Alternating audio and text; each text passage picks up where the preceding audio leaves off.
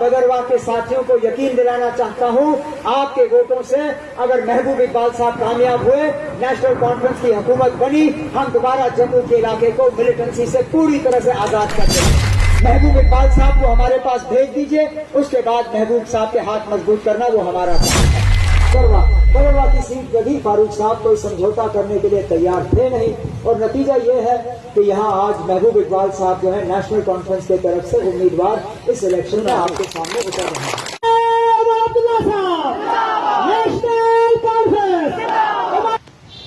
Bhaderwah assembly हल्के से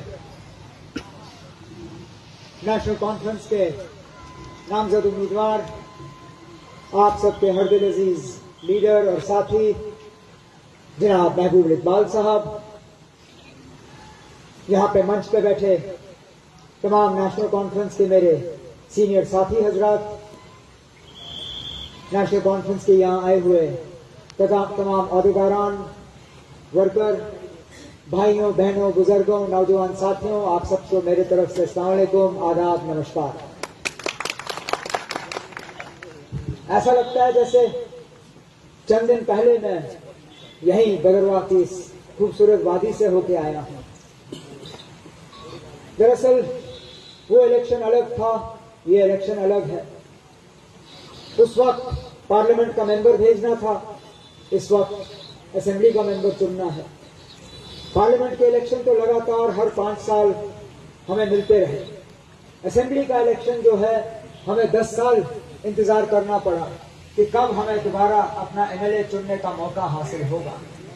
पिछली बार जब मैं यहाँ आया, बदरवाह में हमने जलसा नहीं किया। बदरवाह से महबूब इकबाल साहब के साथ रोड शो करते करते जगह जगह तकरीरें हुई।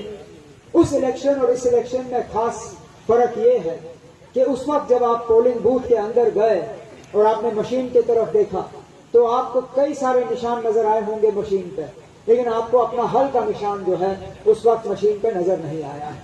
और मेरे वर्करों को हमेशा ये गिला रहता है, जब कभी इलेक्शन होता है और वहां पे हल का निशान नजर नहीं आता, वो कहते हैं ना यहाँ आप तंजीम को कमजोर कर रहे हो। तो इस बार फिर जब असेंबली का इलेक्शन हुआ और कांग्रेस के साथ हमारी बातचीत शुरू हुई, फारूक साहब ने कांग्रेस के हमारे दोस्तों को बहुत समझाने की कोशिश की ना कि बार बार हम एक सीट छोड़ नहीं सकते, आप हमसे सीटें और मांगिए, हमें देने में एतराज नहीं करेंगे, लेकिन एक ही सीट को अगर बार बार आप हर इलेक्शन में हमसे छुड़वाने की बात करो तो हमारा वर्कर जो है वो मायूस हो जाता है, हमारा काडर कमजोर हो जाता है, हमारी पार्टी जो है बिखर जाती है।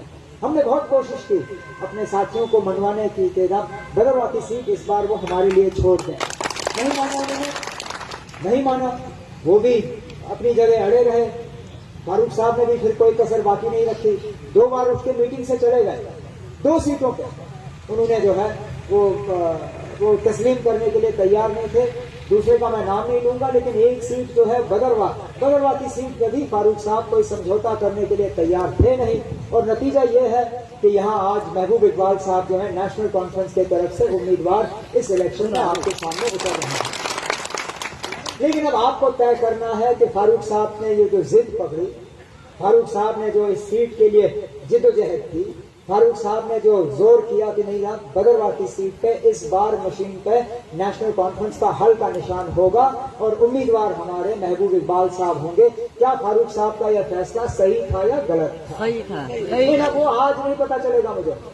आपके दबी हुए अल्फाजों में और दबी हुए आवाज में आप कहो सही था, ये आपको सारे शुक्रिया ना, आपके नारे से ये साबित होगा ना। 8 अक्टूबर को जब वोट गिने जाएंगे उस दिन हमें पता चलेगा कि वाकई फारूक साहब ने सही फैसला किया और जो साथियों का मशवरा था वो सही था या गलत था। इंशाल्लाह सही, क्योंकि हम एक बहुत मुश्किल दौर से गुजर रहे हैं। जम्मू कश्मीर के हालात आपके सामने हैं। पिछले 10 साल की तबाही और बर्बादी, उससे हम अभी तक निकल नहीं आए। बीजेपी वाले जब बात करते हैं अक्सर देशभर और बाकी रियासतों में जब वो प्रचार करते हैं, जब हुकूमत बनाने की बात करते हैं, तो आपने अक्सर सुना होगा डबल इंजन सरकार की बात करते हैं। जब टीवी पे होता है, जब रेडियो पे होता है, तो कहते हैं डबल इंजन को वोट दो और डबल तरक्की होगी। मैं तो उनसे पूछता हूँ ना, यहाँ तो जम्मू कश्मीर में अब हमें 10 साल हो गए आपके डबल इंजन को देखते हुए। किसी ना किसी रूप में आपने डबल इंजन यहाँ लगाया ही था। पहले अल्लाह मगफिरत करे उन्हें, मुफ्ती मोहम्मद सैयद साहब और मोदी जी आपके डबल इंजन थे। फिर महबूबा मुफ्ती साहिबा और मोदी साहब आपके डबल इंजन थे। उसके बाद जब आपने उनको यहाँ से खत्म कर दिया, उसके बाद आपने राजभवन के जरिए अपना डबल इंजन चलाया। पहले सत्यपाल मलिक आपके डबल इंजन थे, फिर मुर्मू साहब आपके डबल इंजन, और आज हमारे मनोज सिन्हा साहब। मतलब डबल इंजन तो हमने लगातार 10 साल से यहाँ देखा हुआ है, लेकिन उस डबल इंजन का फायदा हमें कहीं दिखे तो मैं मानूं। हर लिहाज से लोगों को तकलीफ, परेशानी और मुसीबत के अलावा इस डबल इंजन ने नहीं दिया।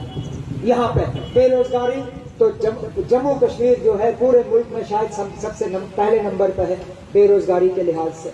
अगर महंगाई देखें तो उसका दबाव आपके ऊपर, अगर बिजली का हाल देखें, मैं आप जल्दी खत्म कर लूंगा इसलिए मुझे घबराहट थी कि यहाँ ज्यादा तकरीरें हो रही हैं और ये मेरे ही वक्त में बारिश होनी थी। अब चलिए मैं कोशिश करता हूँ कि कम वक्त में मैं अपनी बात मुकम्मल कर लूँ। महंगाई ने हमारी कमर तोड़ दी। आज मिलिटेंसी का जो दबदबा जम्मू में है वो पिछले 10 साल से हमने नहीं देखा।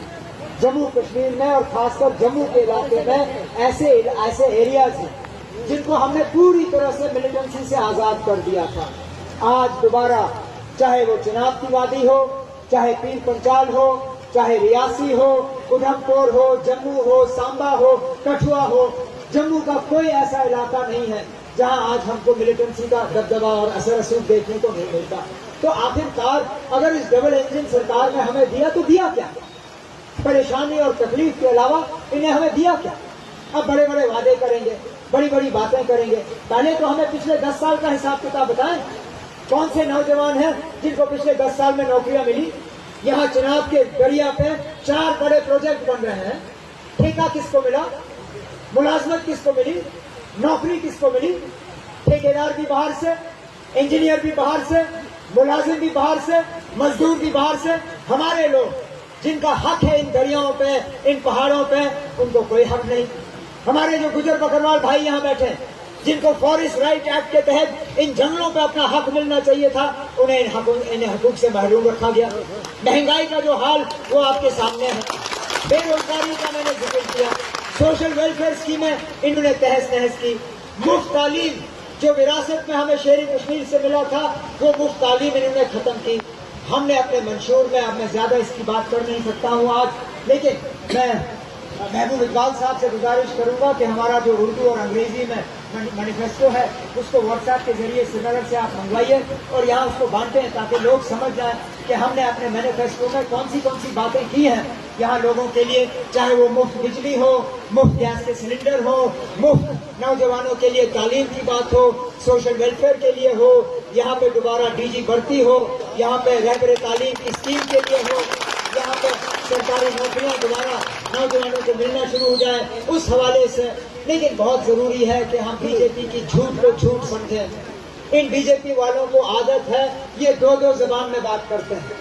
ये कश्मीर में एक चीज करते हैं, बाकी मुल्क में दूसरी बात करते हैं। आज आप लिख के ले लीजिए ना, देखिए ये मेरे खिलाफ जिसने बारामूला से इलेक्शन लड़ा था, आज जेल से छूट के आ रहा है सिर्फ 20 दिन के लिए यहाँ कैंपेन करने के लिए।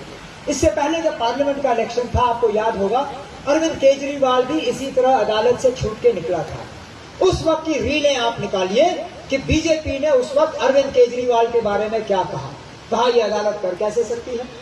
आदमी को आप सिर्फ इलेक्शन के लिए बाहर का आने कैसे दे सकते हो? ये अदालत ने गलत किया है, ये जमहूरियत के खिलाफ है। पुरजोर उस फैसले की, अदालत के फैसले की बीजेपी ने मुखालफत की। आज जब इंजीनियर रशीद को इसी तरह इलेक्शन के लिए छोड़ दिया जा रहा है, तो सबसे पहले इसका इस्तेमाल करने वाले कौन? यही बीजेपी वाले। क्योंकि मकसद इनका यह है कि किसी ना किसी तरह आप लोगों के वोट तकसीम हो जाएं, कश्मीर में वोट तकसीम हो जाएं, बीजेपी वाले जो है वो अपना पलटा भारी करें और यहाँ इन छोटी पार्टियों का कश्मीर में फायदा लेके ये हुकूमत बनाए। और किन किन लोगों के साथ भी आज हुकूमत बनाने के लिए तैयार है? वो लोग जो मुल्क के खिलाफ जंग लड़ने में जेलों में बंद हैं, जिन्होंने 35 साल जम्मू कश्मीर को हिंदुस्तान के से अलग करके पाकिस्तान के साथ जोड़ने की बात की। आज बीजेपी वाले उनके साथ इलेक्शन जो है या हुकूमत बनाने के लिए तैयार है। आजाद उम्मीदवार तो बेशुमार इन्होंने मैदान में उतारे हैं। पिछले दिनों जब होम मिनिस्टर साहब जम्मू आए थे अपने पार्टी का मंशूर निकालने के लिए, उस वक्त कहा था कि हम कांग्रेस और एनसी के साथ हुकूमत